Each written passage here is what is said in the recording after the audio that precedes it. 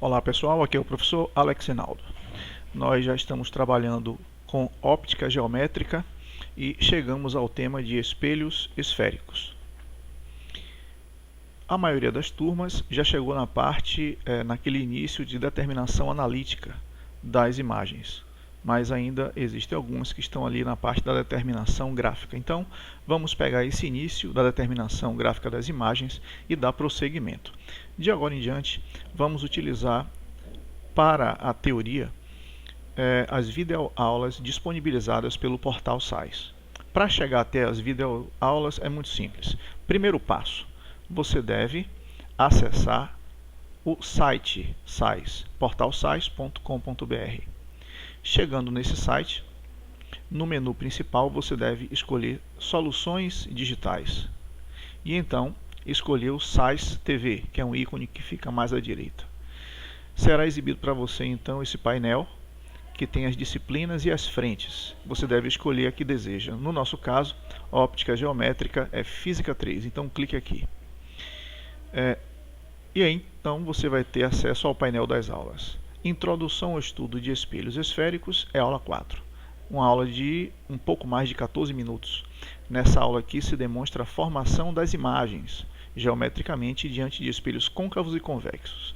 Se você está bem lembrado dessa aula, você já pode seguir nesse vídeo para a parte dos exercícios. Se você não está lembrado ou ainda não assistiu essa aula presencialmente, pause esse vídeo agora e siga esse caminho indicado para assistir esta aula. Então, vamos lá. Primeira questão das de sala. A figura representa um espelho esférico gaussiano E, seu centro de curvatura C, seu foco principal F e seu vértice V. A figura também mostra 4 regiões 1, 2, 3 e 4, identificadas por cores diferentes. Se um objeto pontual for colocado sucessivamente nos pontos 1 e 2, as imagens conjugadas pelo espelho se formarão respectivamente nas regiões. Então aqui é só lembrar dos 4 raios notáveis para a formação da imagem. Então, o objeto aqui, na situação 1, ele vai emitir um raio de luz, por exemplo, aquele que vem paralelo ao eixo focal, vai bater no espelho e refletir passando pelo foco. Então veja que a reflexão passa por dentro dessa região amarela, número 2. Tem aquele outro raio de luz que passa na mira do foco, bate no espelho e é refletido paralelo ao eixo focal. Então, os dois raios refletidos se encontrarão nessa região amarela. A imagem formada ficará de cabeça para baixo, uma imagem real. Depois você pega o objeto e coloca na posição 2. Aqui é aquela situação em que um espelho côncavo funciona como espelho de aumento. Ele está muito próximo do vértice, então vai ter aquele raio de luz que vem paralelo ao eixo focal e é refletido passando pelo foco.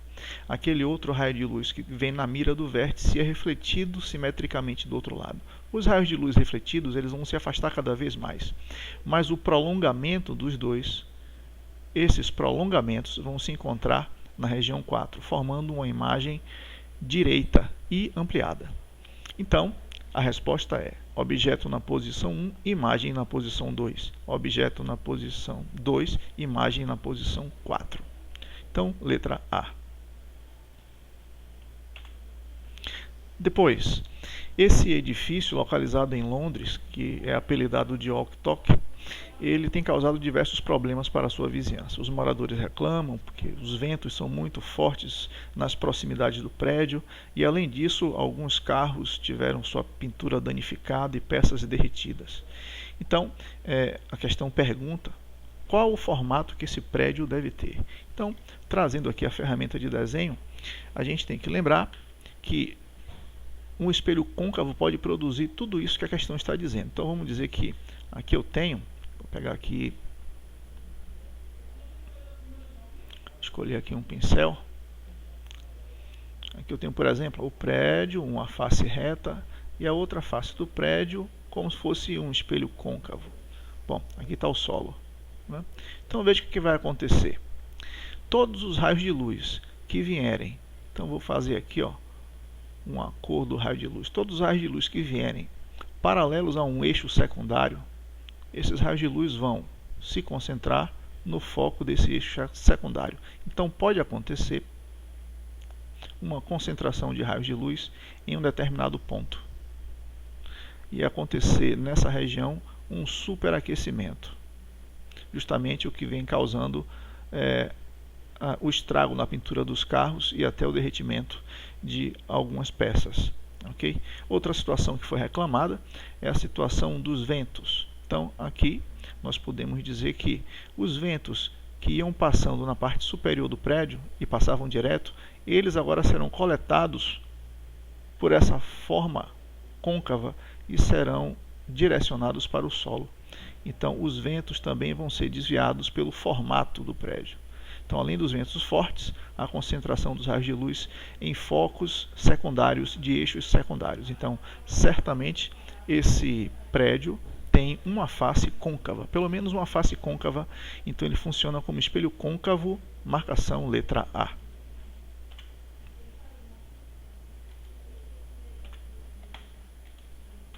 Terceira questão, ao posicionar a mão à frente de um espelho esférico, Alice verificou a imagem da sua mão conforme a figura a seguir. O tipo de imagem formada da mão e o espelho utilizado são respectivamente. O que é que você tem que lembrar? Toda vez que a imagem estiver de cabeça para cima em relação ao objeto, que é o caso, ambos de cabeça para cima aqui, então essa imagem ela é virtual. Essa imagem não pode ser projetada em uma tela. Toda imagem chamada de direita ou de cabeça para cima, assim como está o objeto, ela é virtual. Nesse caso é virtual e ampliada. É aquela situação em que o objeto mão está entre o foco e o vértice, muito próximo do espelho. Veja que os outros objetos estão depois do foco. Então eles são eles são mostrados aqui de cabeça para baixo. Veja que tem um banco aqui de cabeça para baixo, as pedras do chão, o muro e as árvores e o céu. Então, tudo que estiver depois do foco é exibido de cabeça para baixo através de imagens reais. Então, o tipo de imagem é virtual e o espelho é côncavo, letra A. E a última questão, questão número 4, fala sobre esses espelhos retrovisores, que na verdade são espelhos côncavos. Então, nós temos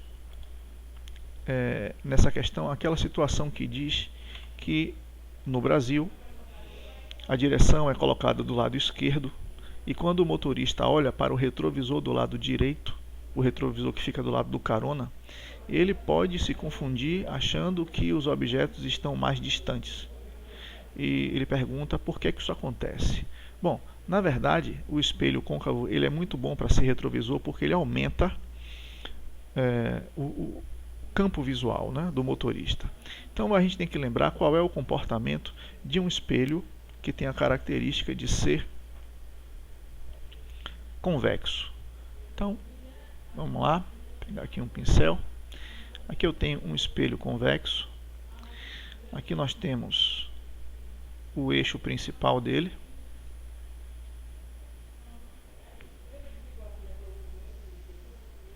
E aqui eu vou desenhar um objeto qualquer, uma vela, por exemplo. O que vai acontecer com esse objeto vela? Ele vai produzir uma imagem lá naquele espelho convexo que vai ser dada da seguinte maneira. Nós temos, deixa eu pegar aqui, raios de luz. Aquele raio de luz que vem paralelo ao eixo focal. Ele vai ser refletido e o prolongamento dele é que passa no foco do espelho convexo. Existe outro raio de luz, aquele que vem na mira do vértice, bate aqui no vértice e é refletido com o mesmo ângulo simétrico do outro lado. E o prolongamento dele vai encontrar o prolongamento do outro raio. Então, você vai acabar produzindo aqui a imagem da vela aqui dentro. Veja que essa imagem também está de cabeça para cima, uma imagem virtual e reduzida nesse caso. Bom, dá para ver claramente que a distância do objeto ao espelho é maior do que a distância do espelho até a imagem. Mas o nosso cérebro aprendeu a ver que quando as coisas estão com seu tamanho reduzido é porque elas estão mais distantes. Então tem a ver com o aprendizado do cérebro com relação à visão. Então a resposta é o cérebro humano interpretar como distante uma imagem pequena, letra C. Mas, na verdade, fisicamente, a imagem está mais próxima do espelho do que o próprio objeto. Ok? Então essas são as 4 questões de sala da aula número 4. Até a próxima.